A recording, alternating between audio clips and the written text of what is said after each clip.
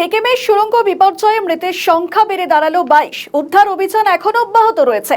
বিস্ফোরণের কারণ খতিয়ে দেখতে উচ্চ পর্যায়ে তদন্ত কমিটি গঠন করা হয়েছে। সিকিমের নামচিং জেলার ঝোলাঙ্গে, যেখানে এলাকার সামারডুংয়ে নির্মীয়মান তিস্তা স্টেট জলবিদ্যুৎ প্রকল্পের টানেলে ঘটে যাওয়া বিস্ফোরণের ঘটনায় মৃতের সংখ্যা বেড়ে দাঁড়িয়েছে 22। বৃহস্পতিবার রাত পর্যন্ত চলা উদ্ধার অভিযানে আরও দেহ উদ্ধার করা হয়েছে। এখনো নিখোঁজদের খোঁজে জোর কদমে তল্লাশি চালিয়ে যাচ্ছে উদ্ধারকারী দল। সেই ছবি আপনারা দেখতে পাচ্ছেন, যেখানে এখনো পর্যন্ত মৃতের সংখ্যা বেড়ে দাঁড়িয়েছে 22। তবে এখনো পর্যন্ত তার সংখ্যা বাড়তে পারে। উদ্ধার কাজ এখনো অব্যাহত রয়েছে।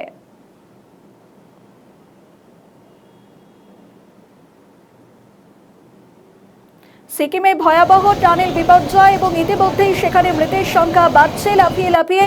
এখনো পর্যন্ত শেষ পাওয়া খবর অনুযায়ী 22 জনের মৃত্যু ঘটেছে। দেহ উদ্ধার হয়েছে 22 জনের। এখনো পর্যন্ত উদ্ধার কাজ চলছে। এখনো সেই সংখ্যাটা বাড়বে বলে অনুমান করা হচ্ছে। তল্লাশি চালাচ্ছে উদ্ধারকারী দল।